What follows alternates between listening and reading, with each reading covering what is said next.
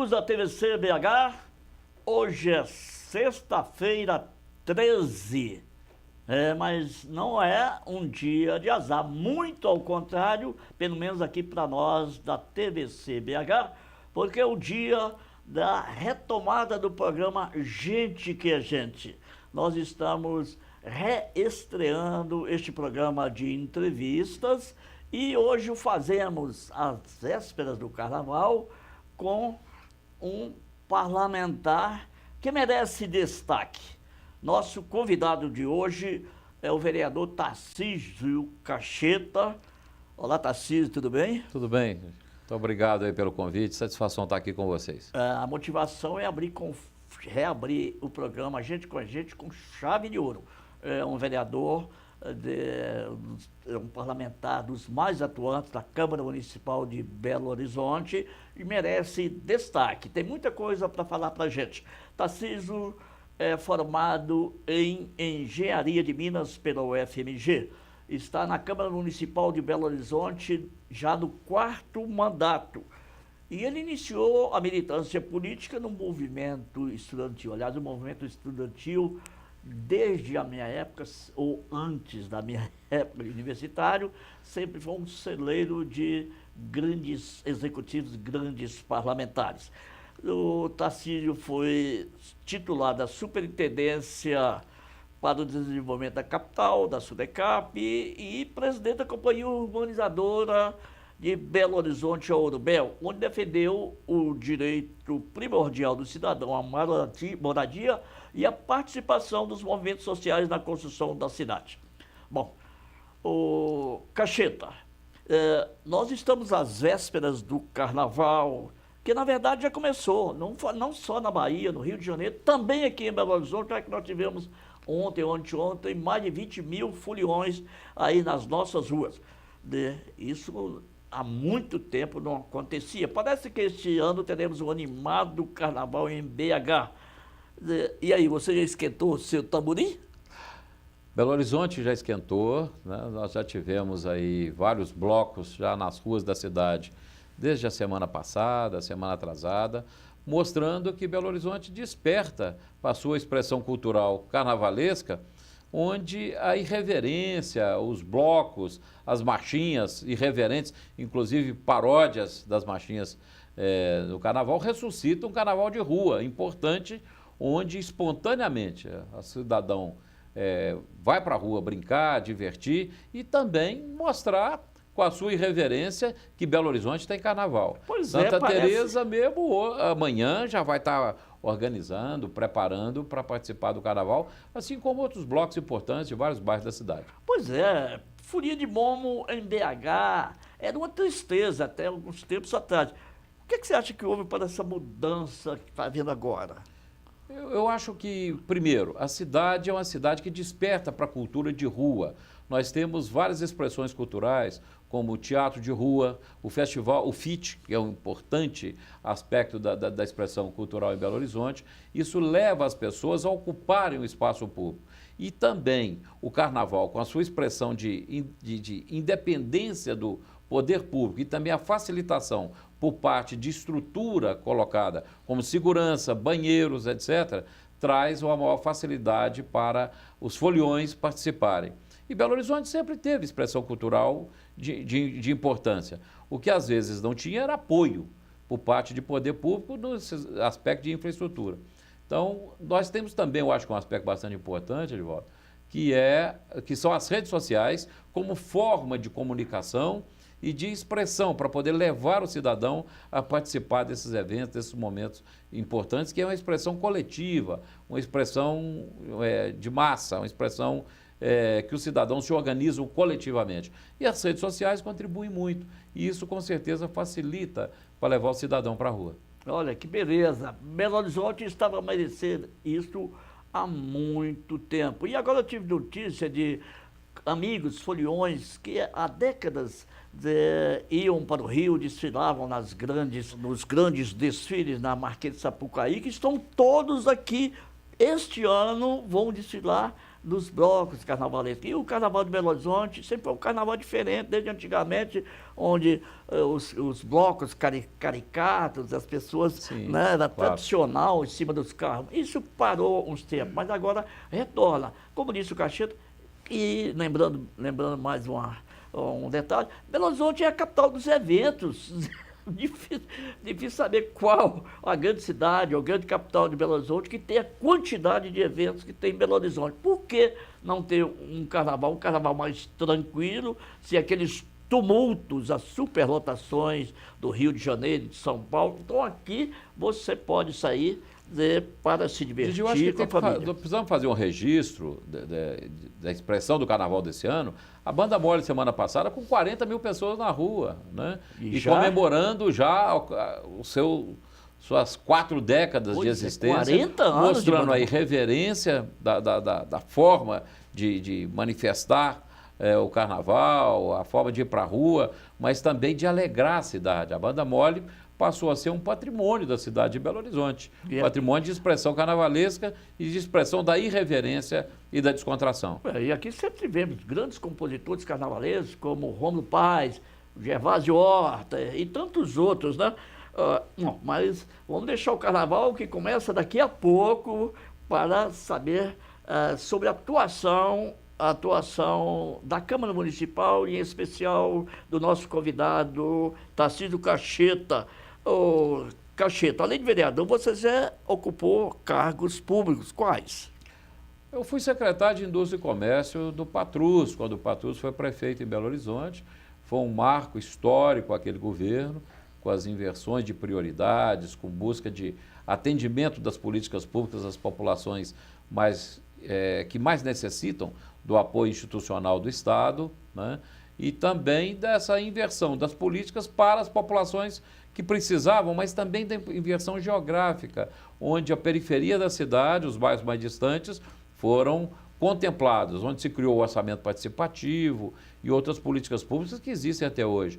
Depois eu fui superintendente da Sudecap, no governo do Dr. Célio, e também, com o nosso querido Dr. Célio, eu fui também presidente da Companhia Urbanizadora, que cuida das vilas, das favelas, da urbanização e também da política de novas moradias.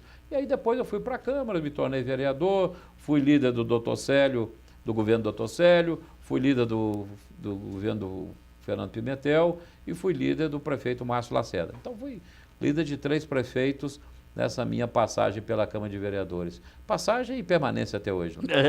Já está quase com direito à aposentadoria. Aliás, deixa eu registrar aqui a presença, prestigiando a gravação desse programa, do Lino, né, que está aqui nos prestigiando. Muito obrigado pela sua Lino presença. Ramos, que é nosso assessor Ramos, do gabinete, assessor do Cacheta, nosso, né? É isso. Aliás, você parece que captou o que havia de melhor aí em partidos políticos, especialmente do PT. Lá no seu gabinete está o Paulo Fung, que eu conheço de longa data. O Paulo, né? grande dirigente da CUT, do PT. Pois é, gente boa. Importante. Claro, tem gente boa para acompanhar um bom vereador, sem favor nenhum dos melhores vereadores da Câmara Municipal de Belo Horizonte, da atual legislatura, quanto das outras 3 legislações das quais ele participou. Você falou aí do Márcio Lacerda. Como é que está o relacionamento prefeito, Câmara Municipal, Cacheta e prefeito? Eu estou saindo, inclusive, agora, antes de estar aqui com você, de uma reunião com a bancada de oposição, com o prefeito, onde nós fomos discutir alguns projetos de interesse que o Executivo colocou na Câmara e que nossa bancada gostaria de ter mais esclarecimentos. A nossa bancada tem uma postura de aprofundar o debate, a discussão e ver quais projetos que são importantes para a cidade.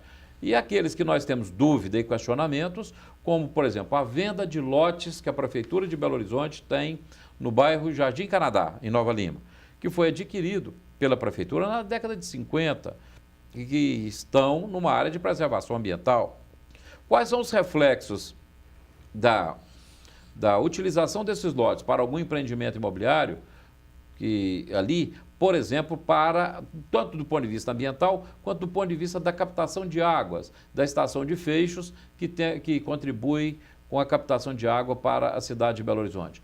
É uma questão que nós fomos debater, fomos discutir com o prefeito e com sua assessoria. Nós temos uma postura de muita independência na Câmara. Nós temos uma postura da nossa bancada de oposição de fazer o questionamento, a obstrução quando necessária, mas também nunca deixamos de contribuir ou de paralisar a cidade através da Câmara de Vereadores naquilo que era importante para a cidade. Então é uma postura firme de defesa dos interesses dos cidadãos de Belo Horizonte, mas também flexibilizando naquilo que é importante para a cidade. Então, está havendo pelo menos um diálogo, uma tentativa de diálogo entre O Câmara parlamento é o espaço do diálogo, do debate, da discussão, no sentido de melhorar, mudar, aperfeiçoar os projetos de lei e a fiscalização do Executivo, que é importante que seja feita como poder independente. A oposição não pode ser uma luta renhida contra o Executivo, ou contra o gente do Executivo com o Parlamento. Isso que está ocorrendo, ao que me parece, na Câmara dos Deputados, onde o negócio é destruir o governo federal, é se opor com ou sem razão. É necessário o diálogo, é preciso que haja oposição, uma oposição propositiva, uma oposição fiscalizadora, mas é uma oposição civilizada que vise o principal, que é o interesse público, o interesse da nossa cidade. A propósito, você falou aí em discussão de oposição, qual que é a bancada da oposição hoje na Câmara? Nós somos 6 vereadores do PT, nós temos o vereador Gilson Reis, que é do PCdoB, que essa é a bancada que nas últimas eleições nós fomos colocados pela população de Belo Horizonte na oposição, né? Assim como também o PMDB, que estava conosco com o vereador Reinaldo Preto Sacolão. Então essa é a bancada que foi colocada na oposição pelo eleitor de Belo Horizonte. E assim nós temos que preservar e respeitar a vontade popular que foi eleger o prefeito Márcio Lacerda para comandar a cidade, e nós, quando não ganhamos a eleição, nós somos automaticamente colocados na oposição do debate, da discussão e da contradição, do contraditório com aquilo que é proposto pelo Executivo. Que não pode ser esquecido nem por quem está no governo municipal, no caso o prefeito Márcio Lacerda, nem pelos que estão hoje na oposição, que o atual prefeito foi eleito por muita gente, por muitas lideranças que hoje estão na oposição. Foi eleito com a ajuda do atual governador do estado, Fernando Pimentel, e com a grande ajuda do senador Aécio Neves. Então, tudo isso tem que ser considerado. O centro não pode ser, não é ruim hoje ou excelente hoje e amanhã excelente ou péssimo. Tem que se pesar tudo, mas o que principal, o interesse público. Nós vamos saber do Cacheta sobre os projetos de mais relevância que estão tramitando na Câmara Municipal atualmente. Mas nós vamos fazer um rápido intervalo e já voltaremos com Gente que é Gente.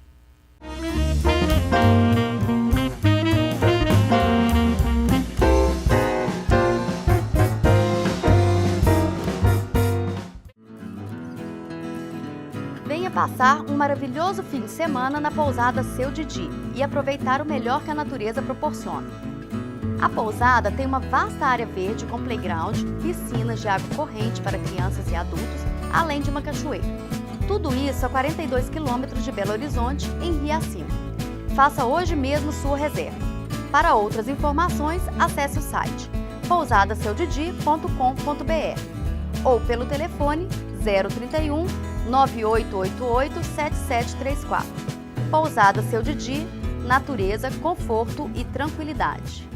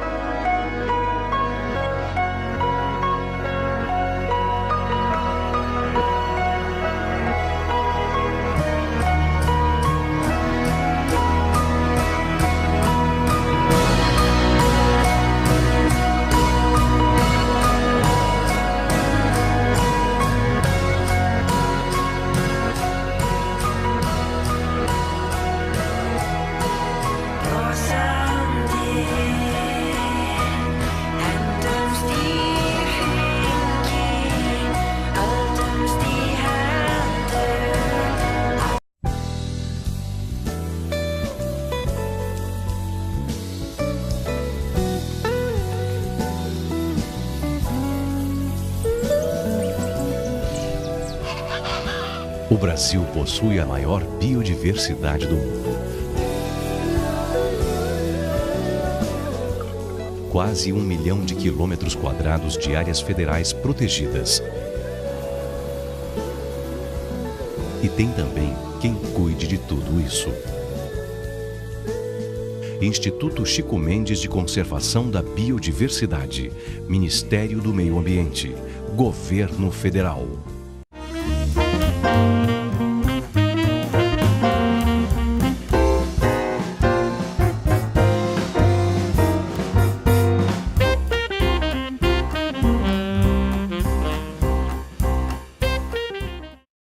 Estamos retomando Gente que é Gente, hoje, sexta-feira, 13, véspera de Carnaval. É um programa de entrevista, trazendo para aqui personalidades de todas as áreas. E no programa de hoje, nós temos a satisfação de receber o vereador do PT,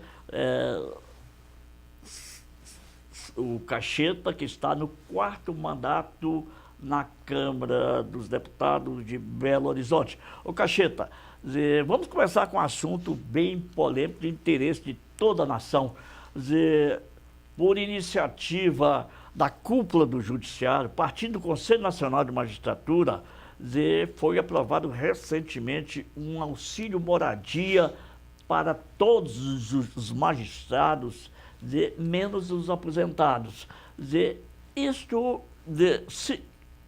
na esteira disso, esta semana, a Assembleia Legislativa de Minas Gerais aprovou também auxílio moradia para os deputados.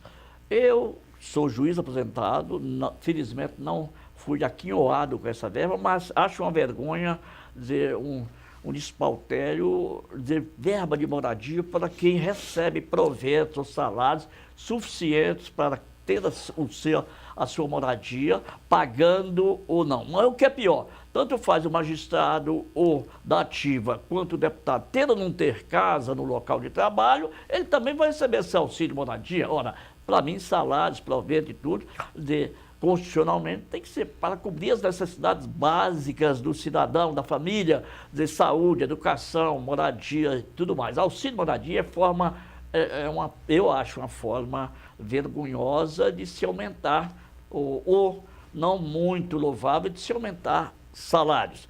A Câmara Municipal de Belo Horizonte está falando na mudança na questão da verba indenizatória. Primeiro, quero saber se a Câmara de Vereadores também vai aprovar auxílio moradia para os vereadores, para os nobres edis, ou o que significa essa mudança na verba indenizatória? A grande controvérsia a respeito da verba de moradia começou essa grande controvérsia para aqueles que não moram, não residem em Belo Horizonte, onde exercitam o mandato de deputado.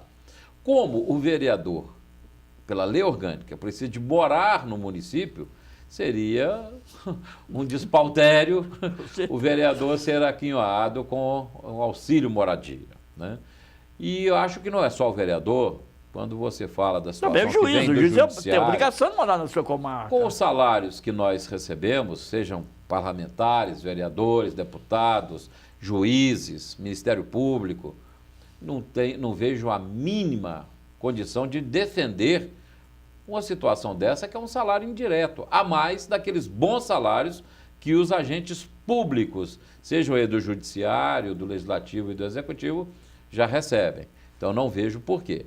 Acho que a Assembleia Legislativa deu um passo atrás, muito ruim, é um mau exemplo para a sociedade, nesse momento que o país passa por uma crise complicada, que nós temos que estar todos unidos para superar a crise, o exemplo vindo da Assembleia Legislativa é muito ruim. Então, eu acho que foi uma situação de retrocesso que a Assembleia Legislativa de Minas Gerais dá como exemplo, uma vez que ela mesma já tinha terminado com essa verba de auxílio moradia em passado recente. Porque ela já existia, depois ela passou a ser só para os que não tinham e por unanimidade a Assembleia acabou com esse auxílio. Mas, e esse ano ela volta com ele. Mas infelizmente o mau exemplo começou no judiciário. Da cúpula do Judiciário. Isso Bom, eu sou a favor.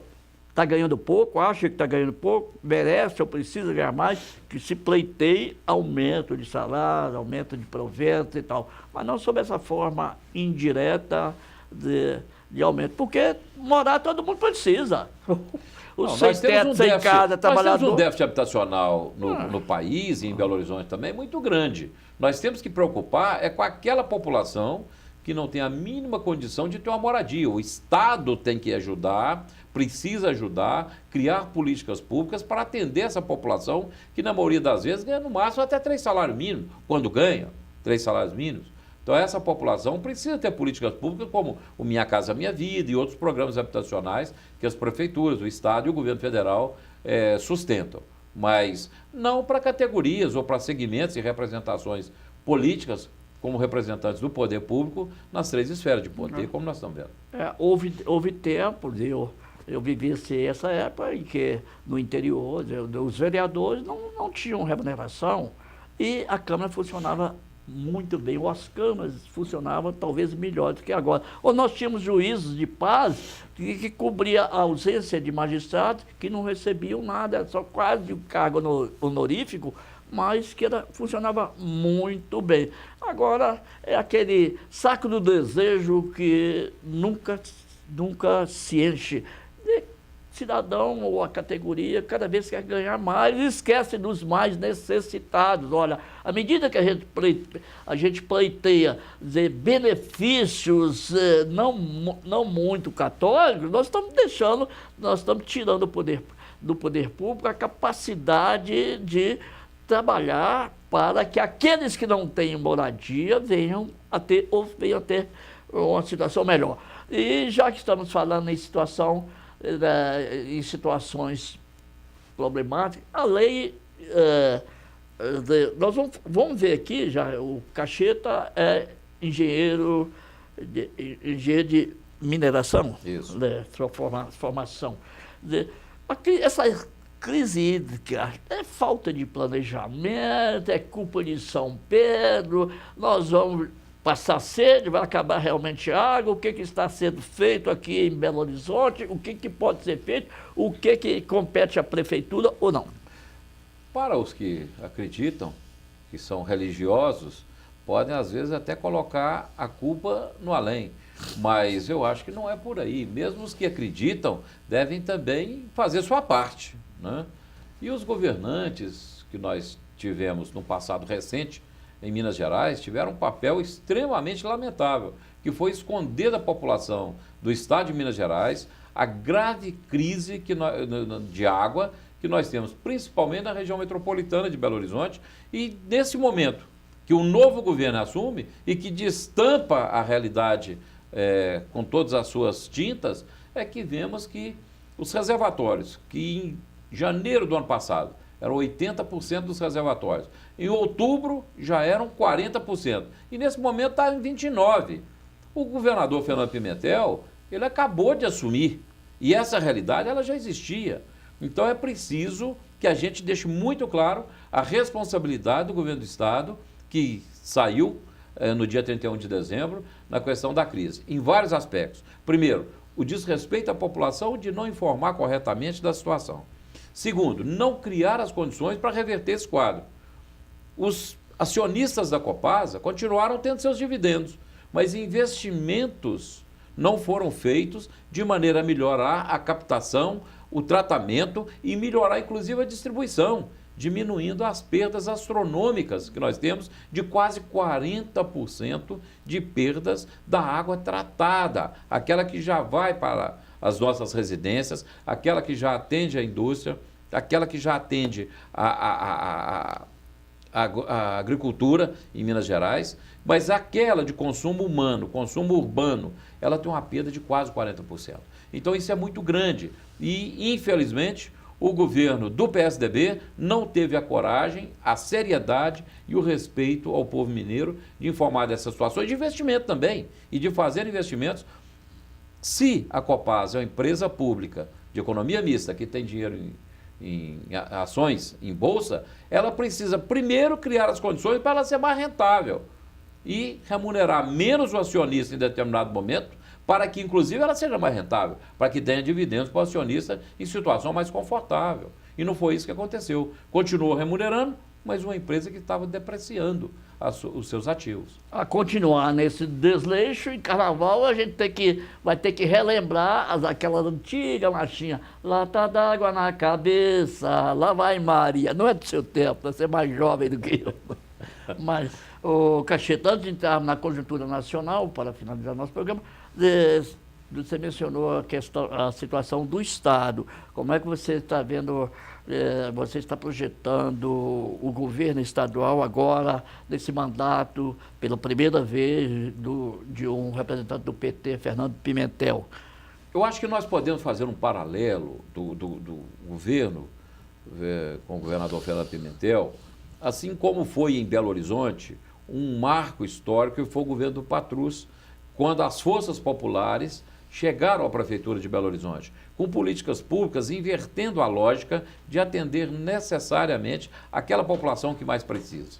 E eu acho que o governo Fernando Pimentel, com a experiência acumulada de administrar Belo Horizonte por muitos anos, com a equipe muito madura, muito competente, com vários secretários experimentados, tem tudo para fazer, juntamente com os partidos aliados que ganharam a eleição, fazer um grande governo e ser um marco que mude a história de Minas Gerais a partir desse governo, fazendo aquela inversão que é a escuta atenciosa.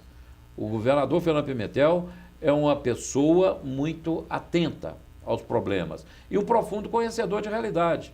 É um economista de formação, professor universitário, mas também uma pessoa muito experimentada nos vários anos que participou da equipe dos prefeitos de Belo Horizonte, participou como prefeito de Belo Horizonte e também como ministro em Brasília do Desenvolvimento Econômico e Comércio Exterior.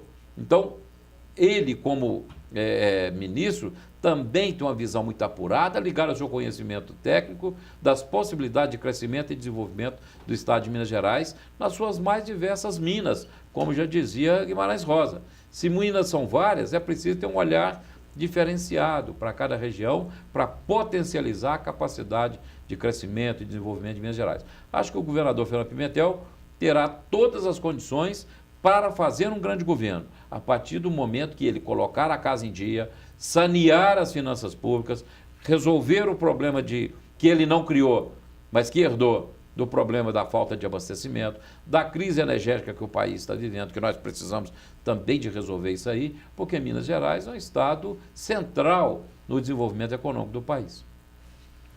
É uma pena, mas nós temos que colocar um ponto final no programa, porque nosso tempo se esgotou. Então eu queria agradecer muito ao vereador Cacheta por se dignar a comparecer aqui aos estúdios da TVC, neste momento para nós histórico, de retomada do programa Gente que é Gente. Muito obrigado, Cacheta. Eu queria agradecer muito o convite, sinto extremamente satisfeito de ter contribuído com algumas ideias que a gente pode estar levando ao público e cumprimentá-lo pela a forma tão decidida com que vocês levam a TVC na informação, trazendo o debate, a discussão de interesse da sociedade e da comunidade. Parabéns, muito obrigado. Muito obrigado a vocês, telespectadores. Continuem na TVC BH, 19 anos no ar.